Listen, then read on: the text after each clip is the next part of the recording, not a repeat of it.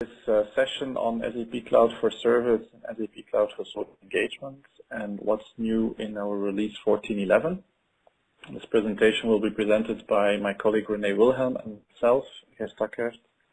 And in the next hour, we will walk you through the new features and enhancements within the 14.11 release. Next slide, please. So first of all, before we go into the details, let me just give an overview of the core elements or the core areas that are enhanced in this release. So first, within communication channels, as you can see, we've introduced next to the already existing channels also the support for SMS as an inbound and outbound channel. Within the area of contact center, we have done several improvements in the area of the AWS or the agent workspace. We will see the details in a second. We have introduced some new functionalities and enhancements within core services. One is the next ticket process, as well as the support for business object actions for a ticket within workflow to automatically escalate or de-escalate a ticket. And we have also introduced ticket approval workflow, just like it already exists for other objects within Cloud for Customer.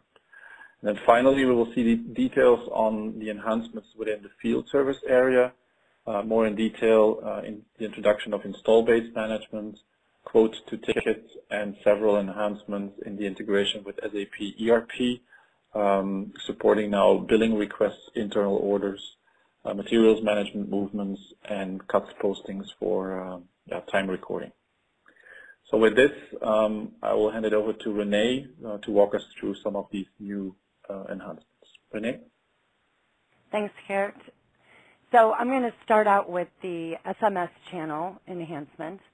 And here, as Gert said, we've added the SMS as a communication management channel within Cloud for Customer, enabling customers to send an SMS in to the system, create and have a ticket created through their SMS. Additionally, they could receive text info through SMS channel based on an existing ticket that is created. An agent would respond to the SMS ticket, and as an admin role, you do need to go through and set up the SMS channel, including short codes that you want to use, as well as specify the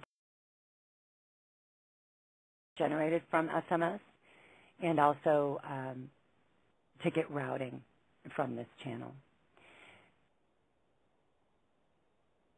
So let's talk a little bit about the setup of SMS. So we have multiple steps here, and we'll go through the setup in sequence. So enabling, the first step is to enable messaging and scoping. So you want to be able to go into scoping, and under activity management, you want to be able to enable messaging activity here. Now, the next step would be to create your communication management system under Administrator, General Settings, Integration, and the Communication Management System. And here you would go ahead and create a setup for the SMS channel. The third step is to set up the communication arrangement, right? So under communication arrangement here, again, it is an administrator function. You would go ahead and enter the details for the communication arrangement. You also request a gateway. You need to request a gateway provider for the short codes, right? So for the inbound SMS capabilities and also the endpoint URL for your outbound SMS message. So the next step in the process is to create a mashup for outbound messages, and this is done under Business Flexibility, Mashup Web Services. All right, so you could see that here. And then you want to create your messaging channel and your next step. All right, so you go ahead and do that service setup here. And then getting close to the end here, your setup for the routing rules for tickets and messages needs to be completed. Oops, sorry. And that would be the final step in enabling your SMS channel. A few things to note about the SMS capability in 1411 is that it is enabled for B2C customer use cases, and all the SMS messages that come in will be converted to tickets. The threading exists, so if there is an existing ticket, the SMS will be appended to that ticket. Okay, so you have the threading capability. Currently, notifications are not enabled through the SMS channel. So you cannot take the existing notification, that framework, and enable notifications on SMS. There is a 160-character limit in the response feeder. However, you can always send an immediate follow-on message. If you reach that limit, you would just send the 2 messages and keep going with follow-on messages.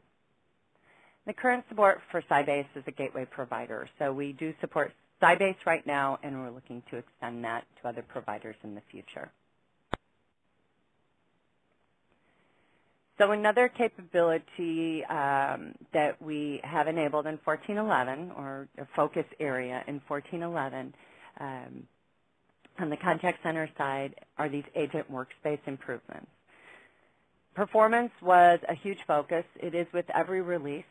We continue to add functionality, and we want to make sure that it is continues to be optimized from a performance perspective.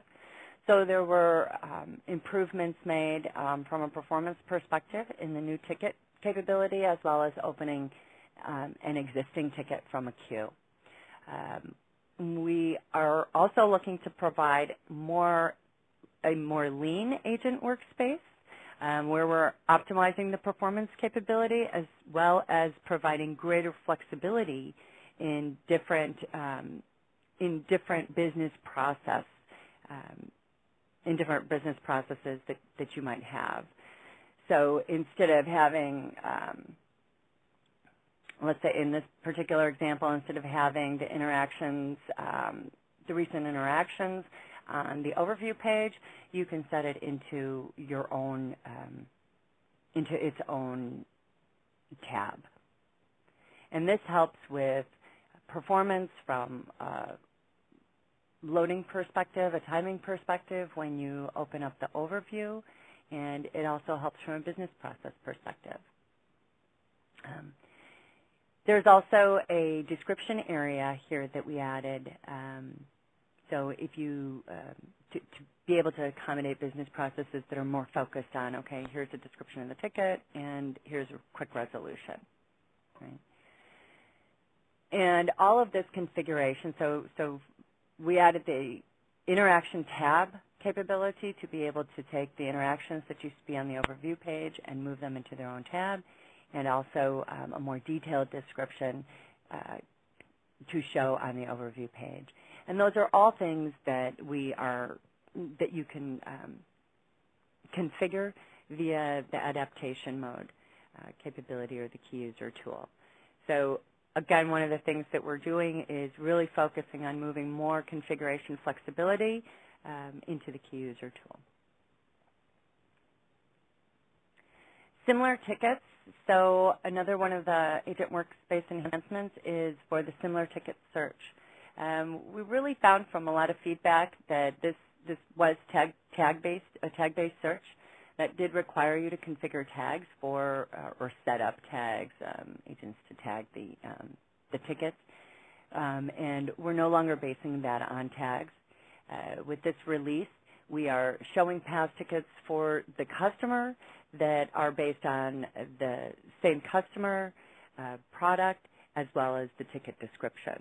And this is just a more streamlined and clear way to display tickets, similar tickets and customer tickets, as well as helping to improve performance. So the core service processes, one of the things that we enabled here was the next ticket functionality. So here you could see in the agent workspace that there's a button called Get Next Ticket, and this is in the queue and in the tickets areas, tabs. And when an agent clicks the next ticket, they are brought to a specific ticket. So they don't have to select from the list. They don't have to see, oh, what's more important, what has the closest due date, what's got the highest priority. This is automatically determined for you.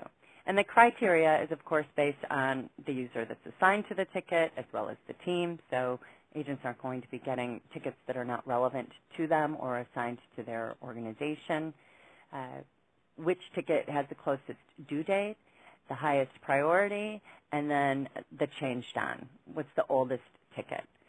So we get a lot of customers requesting functionality about, older tickets, that they get stale, with analytics related to stale ticketing. With this functionality, those old tickets are considered as very important, and they won't go unnoticed, let's say, or be overlooked. So in 1411, the agent must complete and save the ticket prior to selecting the next ticket. So it's a strict business process that is enabled in 1411, and in the future we're looking to enable more configurability around it. But at this point, the business process is that an agent goes to the list, clicks the Get Next Ticket button, it opens up the ticket, the agent works on it, has all the right information to do that, closes the ticket, and clicks the next ticket option again. So they don't have to navigate to the queue. It reduces their navigation steps, and it also eliminates the common problem of cherry picking, where they're kind of looking to see which one they want to work on from a queue. It also helps to reduce the need for, or let's say the regular need for, a dispatcher role, someone assigning tickets, making sure they're assigned correctly, because they'll go for the group and they don't have to be assigned individually to the agent, but it will keep all the agents within that team working through the open tickets. Okay. Workflow capability. So we have extended the existing capability within workflow. We have our notifications, our send notifications, our email, update the fields, our task abilities. So these are all rule types that exist today. And we added actions. And we added it as it means to set the groundwork for further enhancements. So where you might be creating custom actions using the SDK or within the application, and in this case, this action will serve as the trigger. So what we've done here is we've set the groundwork for further enhancements that really enable using different types of actions that you might create from a custom perspective. This action today provides you with the triggers for de-escalation and escalation. So now you can utilize the workflow to automate escalation and de-escalation processes. And the next functionality is ticket approval. So as Kurt mentioned, this is functionality that's been extended to the service ticket, and we have to be able to activate it in scoping. So I'll walk through that capability. We have to define approvals, the approval process. It could be multi-step, so you need to define the steps, you need to define the work distribution associated to it, and also the conditions need to be set for enabling an approval. And then the approval logic and the ticket processing, we'll review that as well. So in scoping, see here I'm in scoping, and I want to go to service request management and activate the approval for tickets. Okay, you can activate either a manual or automatic approval process for the ticket. The approval definition itself we want to be able to define the work distribution as well. So you have different distribution options. You can distribute to the approver of the ticket itself, direct approvers, manager of the agent that is responsible, and the manager of the service technician that's responsible for the ticket in case you're using more of a field service type scenario, or who is responsible for the account that is referenced on the ticket. And then we're going to define the approval conditions based on the ticket, on the fields within the ticket, both standard and extension fields. So here is the step for the work distribution. And here you could see that we are creating an approval process, and the work distribution here that we're selecting is for our direct approvers. Okay, and the process steps will, you have multiple process steps in here as well. Once that's completed, you also need to add the condition. So here, when we're adding the condition, you have your work distribution set to approvers, and then you have your process step name, and you have your conditions here. So here I'm setting a condition. You can see the fields that are enabled to be used within condition when a field is changed or modified. These are things that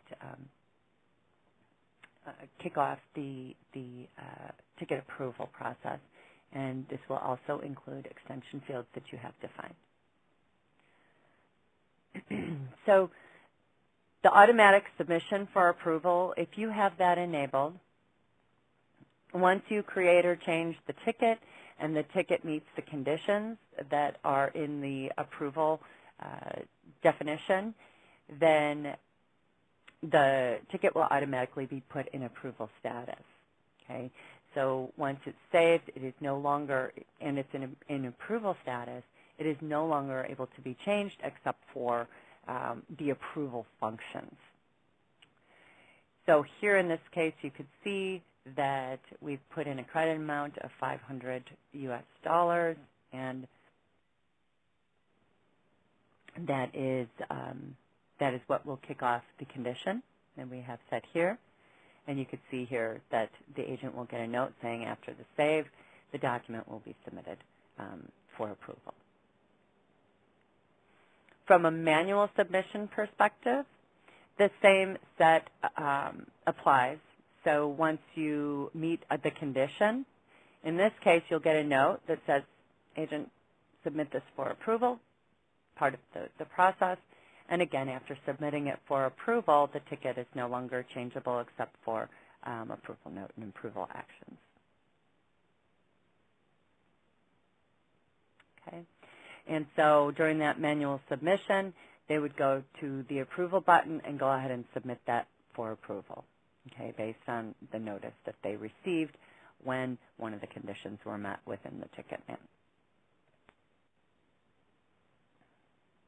Okay.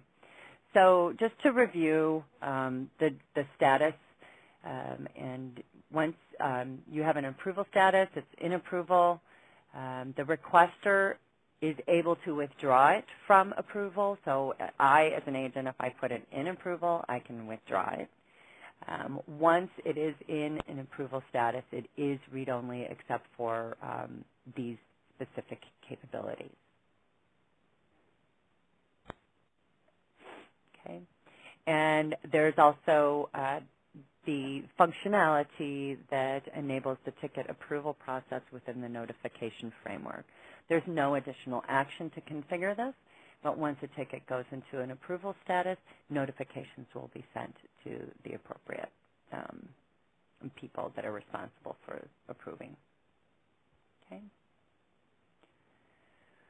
Once a ticket is approved, it is possible, again, to edit the ticket. And in addition to that, if a relevant field is changed, the ticket is then not automatically submitted for approval. Okay, so the user can manually submit it for approval at that point. So if the ticket is changed, that creates an approval condition. And it would also, via the workflow rules, trigger the submit for approval action again. Okay, so you can set that with workflow rules versus the trigger action if if the submit is repeated. Okay. From a user interface perspective, you could see here from a ticket search perspective, we have the approval status, a field that can be searched on, as well as a field in the detail of the ticket in the table.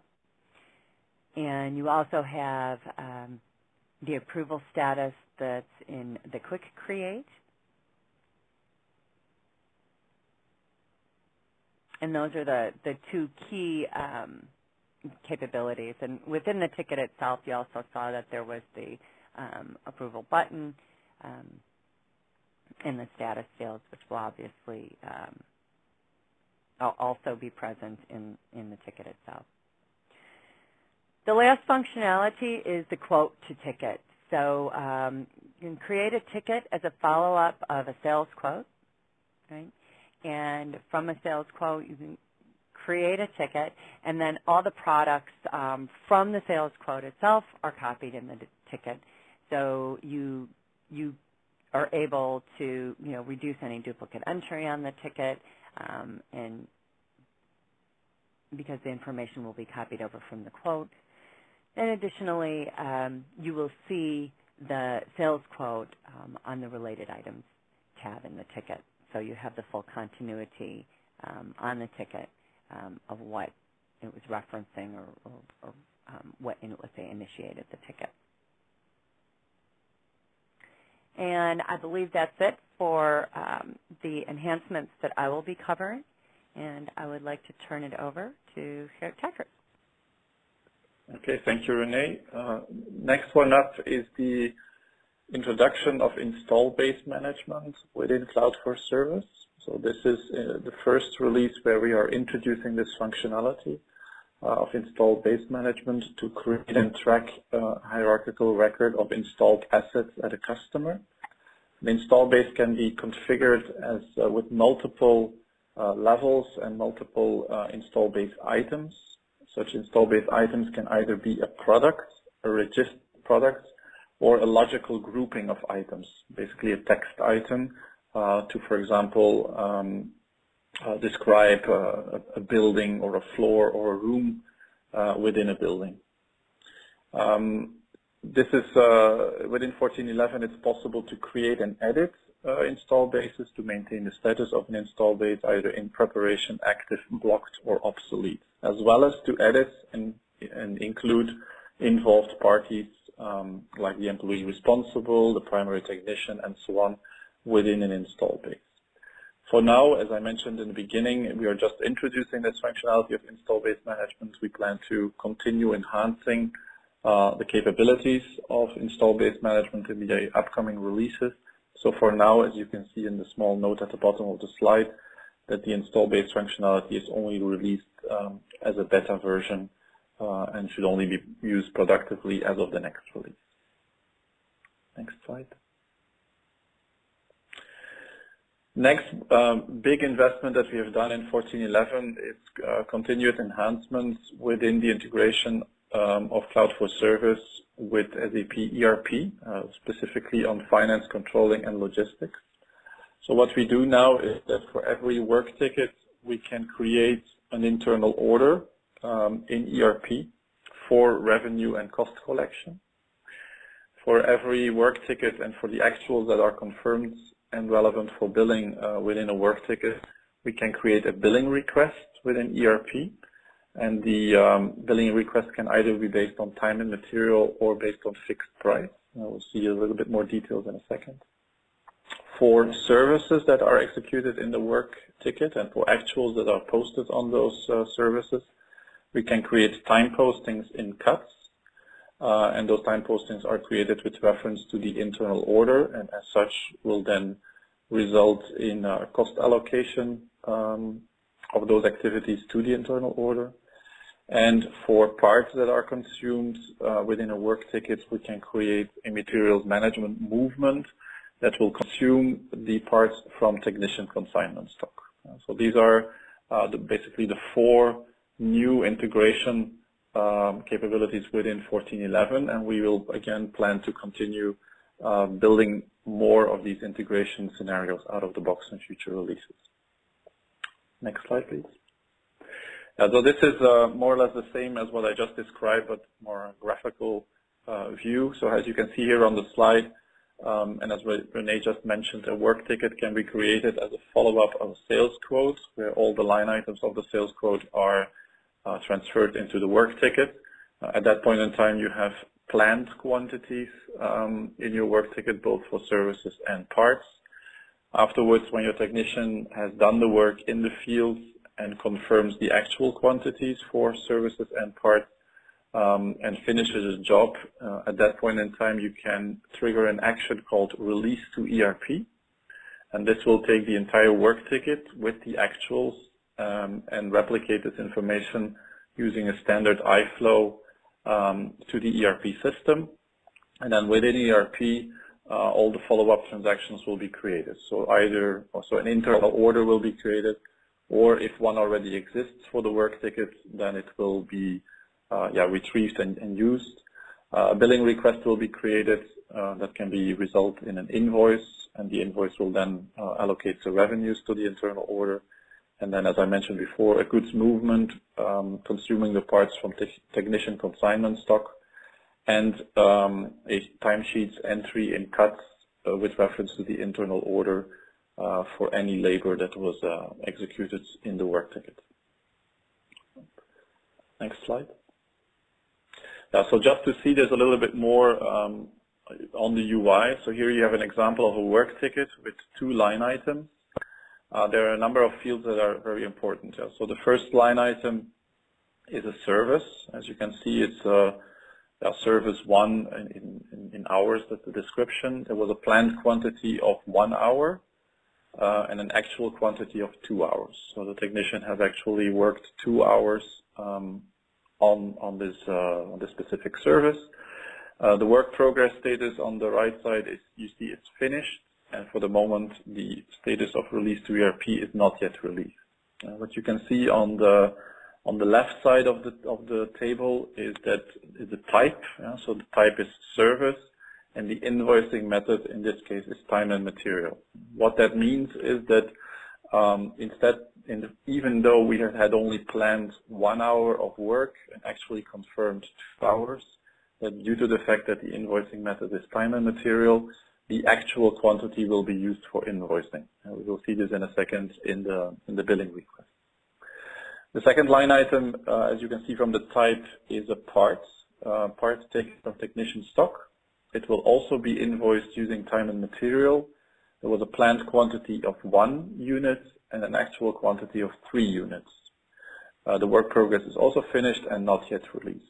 And then on the left side of the screen, in the actions, on the actions button, you see an action called release to ERP. So once the user triggers this release to ERP action, then the entire work ticket will then be replicated to ERP. And as I mentioned in the previous slide, these follow-up documents will be created, taking into account planned quantities, actual quantities, invoicing methods, and the type of line item we are referring to. For example, for a service, it will do the cuts posting, and for a part, it will do the materials management posting. For time and material, it will use the actual quantity for billing, and for fixed price as an invoicing method. You don't see this on the slide as an example, but this is the other option for invoicing method. So for fixed price, not the actual quantity will be used for billing, but the planned quantity will be used. In case of fixed price, the actual quantity will be used for the cuts posting and for the materials management posting. Next slide. So this is the result in ERP.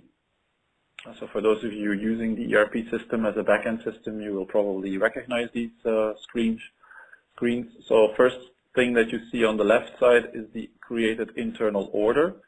So there is a little bit of setup to be done in the ECC system to determine how the internal order needs to be configured and what type of data is required. But you see here at the bottom as well that the data coming from the work ticket, like the ticket type, the service organization, the service team, the transaction ID, the description, and the sold to party is all data coming from Cloud for Service, and this data is used within the creation of the internal order. On the right side of the slide, you see an example of the cost analysis for this internal order. So after the creation of the billing request, the invoice, and all the other documents, you see here on this example the allocated revenues and costs to this internal order. Next slide. Yeah, so this is an example of in our flow of the debit memo request that is created. So you see the two line items, so again the service and the spare part or service part that was added to the work ticket. You see the target quantity, in this case it was time and materials, so the target quantity is taken from the actual quantity that is confirmed in the work ticket. Next slide. Same thing here, so the automatic creation of the material document in materials management. So in this case, only one line item. So we just have a materials movement for the service part, an actual quantity of 3. So the actual quantity used for the movement. And you see as well that the goods movement type, you see it on very small on the right side, is 291. And special stock indicated W means it's a consumption from technician consignment stock. You also see there in the middle of the screenshot that this movement is linked to the same internal order as we saw before. And this will then make sure that the cost collection is done appropriately. Next slide. I think this is, in this scenario, the last slide. So here we see an example of the cuts posting. So the one at the bottom is the posting of 2 hours on a certain date, so 25th of September. 2 hours were posted. That's coming from the actual quantity from the work ticket, and those 2 hours are posted again on the same internal order, making sure that the costs for those 2 hours are booked on that same internal order. Next slide. Yeah. So with this, I think we've run through all the new capabilities and enhancements within 14.11. So just to summarize what you've seen in this presentation, you've seen new in the introduction of SMS as a support channel for inbound and outbound messages. You've seen the improvements within the agent workspace, the ability to create a lean agent workspace, as well as the change within the similar tickets search within the work ticket or in the ticket, sorry. We've seen some enhancements within workflow, so the ability to select the next ticket instead of having to go back and forth but to the queue and select the ticket manually. The introduction of business object actions to escalate or de-escalate a ticket based on workflow rules, as well as the ability to set up a ticket approval workflow. And then finally, within field service, I mentioned the introduction of install base management, quote to ticket, as well as the enhancements to the SAP ECC integration for finance and goods movements. Next one. Yeah, Renee, can you wrap it up with this information? Sure, thank you. So we did want to introduce some training offerings that are available to our customers and partners. We have the C4C10 class, which is a Cloud for Customer project implementation class, more focused for project managers, application consultants, and key users. The C4C30 is a Cloud application studio, so what you also hear termed as the SDK. And this is a good session applying to technical consultants and developers. And then the C4C50, which is an integration with on-prem solutions. So if you have that ERP and CRM integrations, this is a class that helps with that topic for integration developers, and basis administrators, and also application and technical consultants. You can also see on this slide just a little more detail about each one of those and what will be covered there. So if you're interested in any of the training, please do go to the SAP, training.sap.com for more information and registration. So thank you very much for joining today. We hope that this was useful for you and helpful in introducing our capabilities for 1411, and we're to communicating our 1502 release to you. Thank you.